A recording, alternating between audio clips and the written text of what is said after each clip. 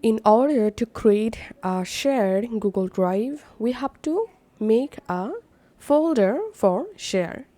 And here's step by step, I'll show you how to do it. Go to your Google Drive and make sure to select the exact Google account for your Google Drive. Now in this left-hand menu, click on New and click on New Folder, or you can press Alt C then F key to create a new folder and writing the folder name shared audios and creating the folder. Now once the folder created, open the folder and now go ahead and upload your files into this folder from your computer.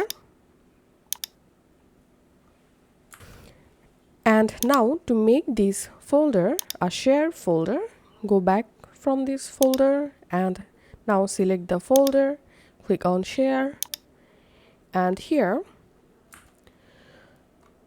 we have to add people's groups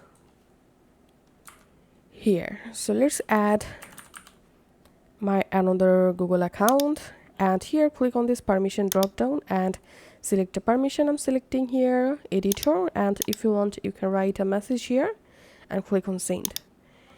And here we can see this is a shared folder now.